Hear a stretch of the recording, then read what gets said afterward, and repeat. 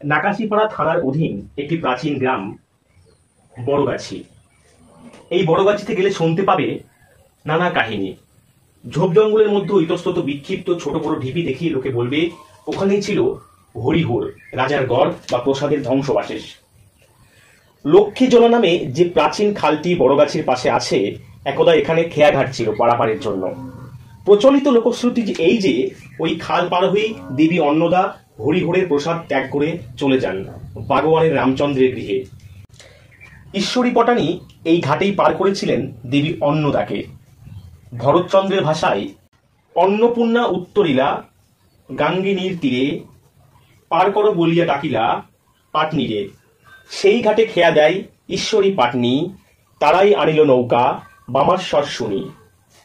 অন্নদা মঙ্গলে বর্ণনা অনুসারে জানা যায় যে দেবী শ্লেষ অলঙ্কারের মাধ্যমে নিজের যে আত্মপরিচয় করিয়ে দেন ঈশ্বরী পাটনি তা ধরতে পারেননি, কিন্তু দেবীর পা জলে ঠেকতেই পদ্ম ফুটে ওঠে এবং ঈশ্বরীর অনুরোধে সেউতির ওপারে পা রাখেন দেবী। নদী পার করে দিতেই দেবী এগিয়ে যান দ্রুত বেগে। ঈশ্বরীর চোখে পড়ে তার সেউতি সোনা হয়ে গেছে। তখন তার মনে হয় এ মেয়ে তো যে সে মেয়ে নয়, এ নিশ্চয়ই দেবতা। সেউতি নিয়ে ছুটে যায় দেবীর কাছে। বিস্মিত ঈশ্বরী দেবী বর প্রার্থনা করতে বলেন। তখন করজোড়ে ঈশ্বরী বলেন, এই বর দিন আমার সন্তান যেন থাকে দুধে ভাতে। যে প্রার্থনা আজও সব বাঙালির শাশ্বত প্রার্থনা হয়ে দাঁড়িয়েছে। দেবীর কৃপায় অচিরেই রামচন্দ্র এবং তার পুত্রদের অবস্থা ফিরে পায় এবং রামচন্দ্রের পুত্র দুর্গাদাস তথা ভবানন্দ মজুমদার নিজের বুদ্ধি ও কৌশলে মানসিংহের সহায়তায় পিতামহ কাশীনাথের বিস্তৃত জমিদারি ফিরে পান এবং ধীরে ধীরে রাজা হয়ে ওঠেন। এরই পুত্র গোপাল এবং গোপাল পুত্র রাঘব রায় রাজধানী নিয়ে আসেন কৃষ্ণনগরে। রাঘব পুত্র রুদ্র রায়ের প্রপুত্র হল বিখ্যাত কৃষ্ণচন্দ্র।